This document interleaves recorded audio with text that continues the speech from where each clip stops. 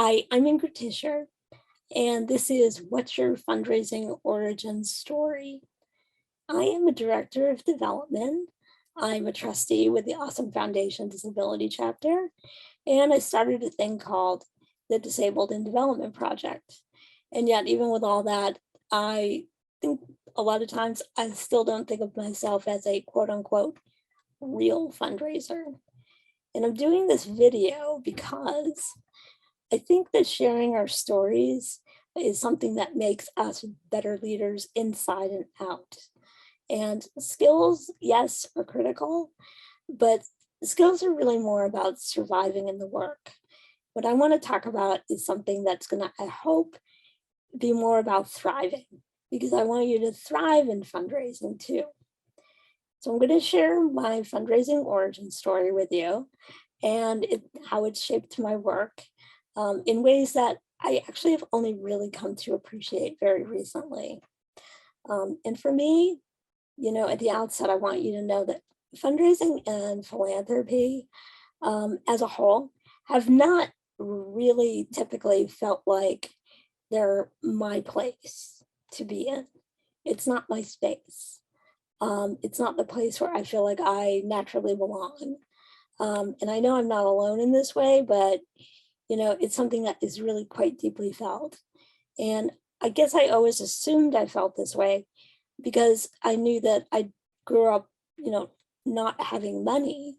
And the thing that my family would have talked about was, something like getting a job, not managing assets.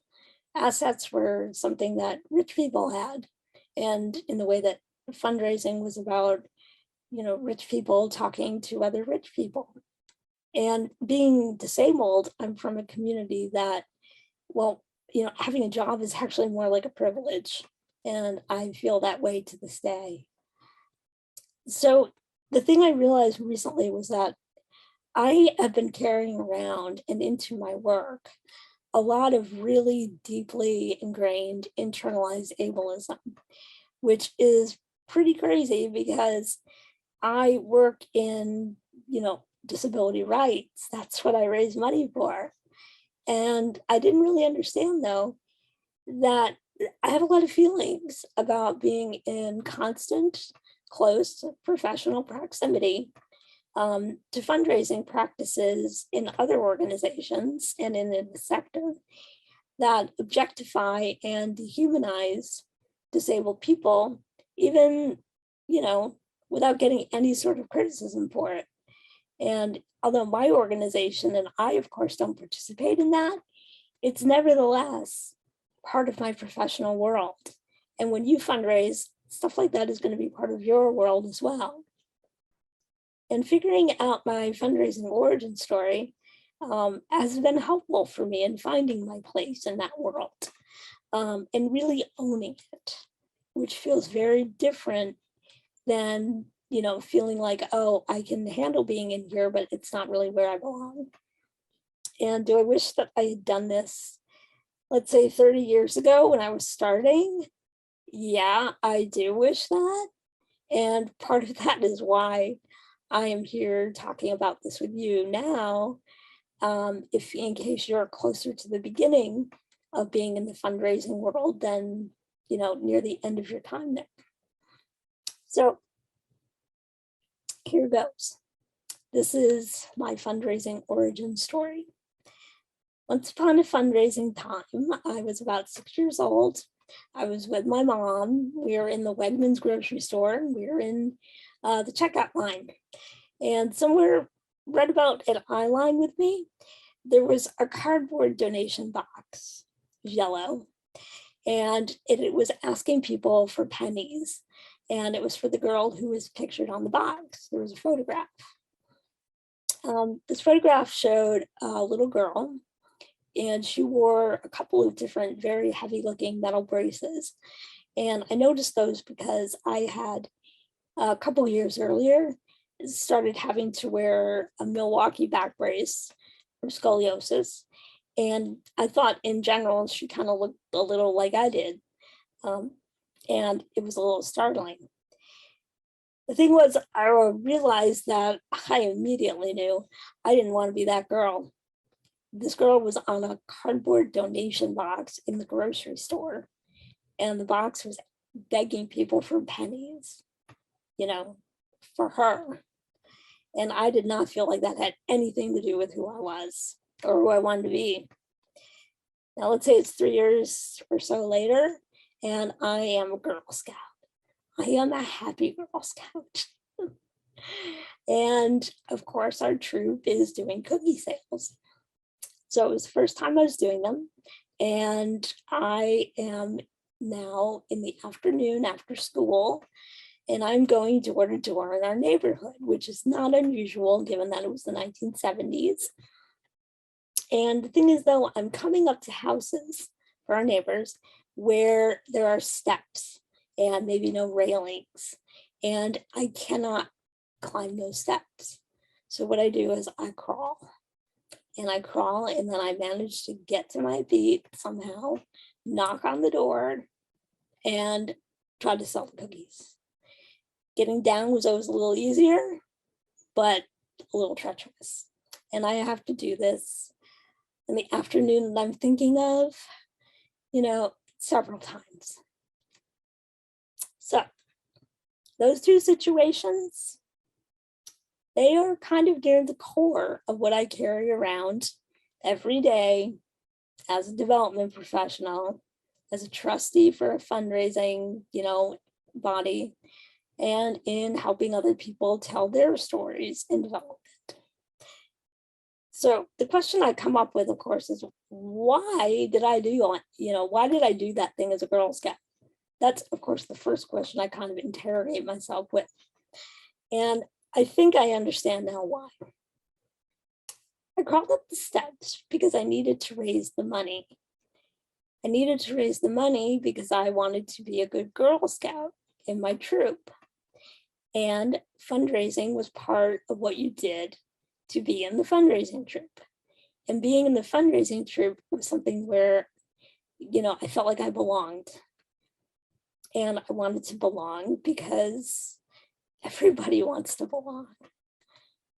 And I also, really, for me in particular, I did not want to be, again, that girl on the donation box. That person was a person who people give money to because they felt sorry for her and because her image instantly told a story of unhappiness and need. Those were not things I really wanted to instantly make people think. And also because I also didn't want to be spoken of in those terms by other people. In this case, it would have been the actual fundraisers. Now, the other reason, of course, why I ended up crawling up the steps as a Girl Scout to sell the cookies was because I thought that going door to door like that was the right way to sell the cookies. It was the way other kids were doing it.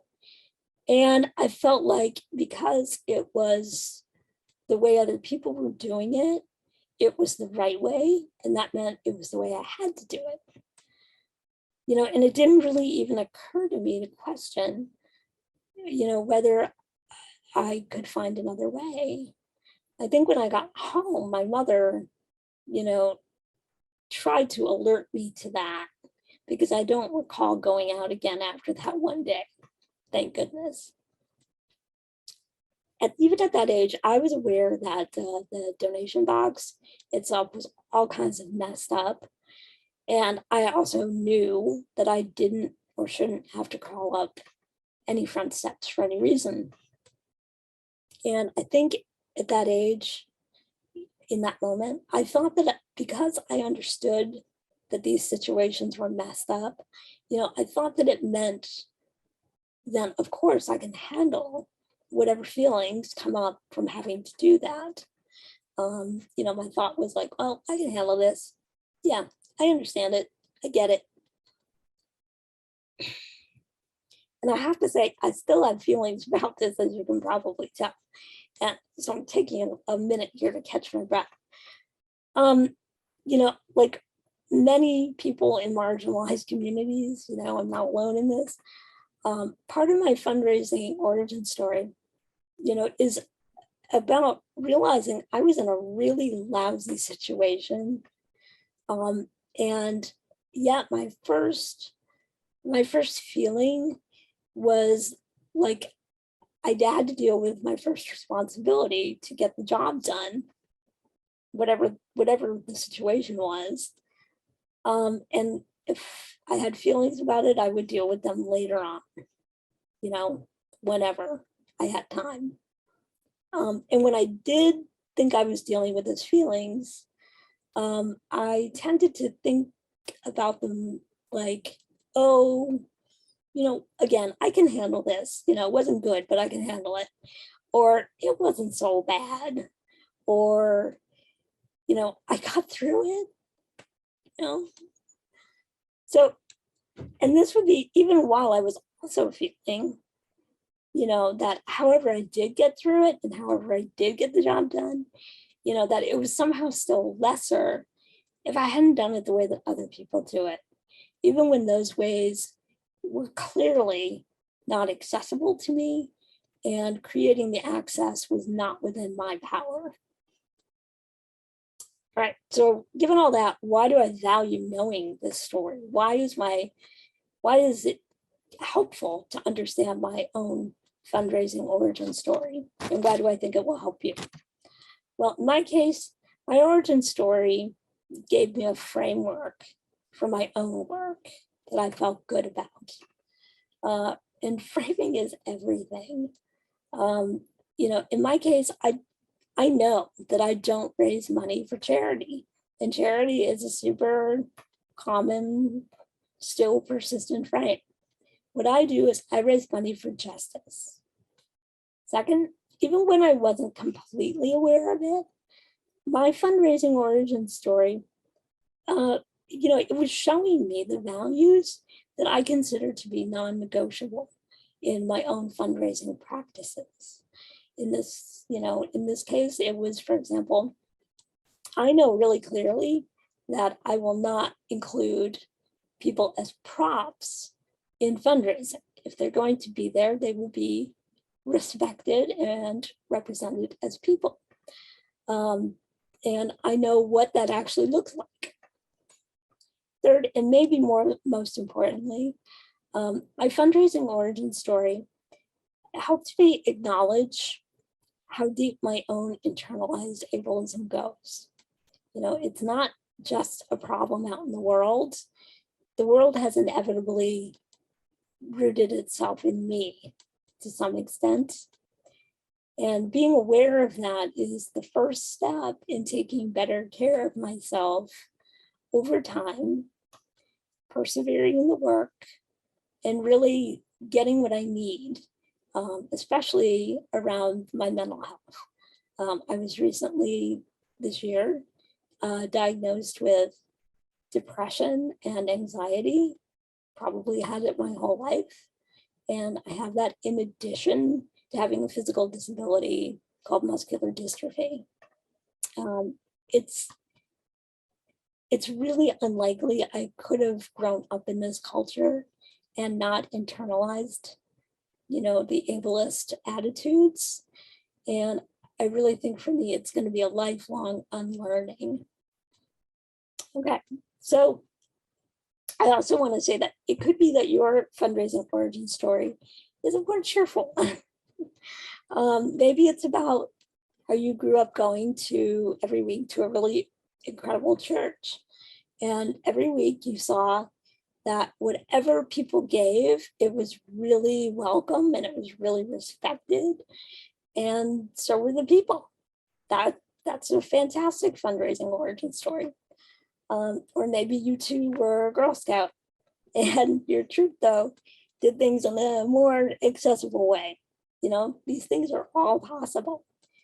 But it's also possible that because our communities are often really, dealing with a lot of poverty, it's possible that when the word fundraising comes up for you, you were a child who perhaps was on the receiving end of those donations. And that was done in a very public manner that you were not really comfortable with. I think you deserve support and understanding from your fellow board members and the people around you in understanding that, you know, fundraising is not always going to be something that you do and are done with and you never think about again. Sometimes those encounters reverberate within you, and it can bring up things that you weren't really expecting. But anyway, regardless, what I want you to know in closing is that I think whatever origin story you tap into, it's probably going to be your greatest source of power as you go about fundraising. It's going to be like that fuel that keeps you going. Because don't forget, you know, an origin story, you know, is typically seen as how we understand how a superhero got to be a superhero. So I'm not suggesting that you have to be a fundraising superhero at all. Just be a fundraiser. And I hope that understanding what exactly you bring to it will make it something that brings you joy in the work as much as it brings help to your organization. Thanks.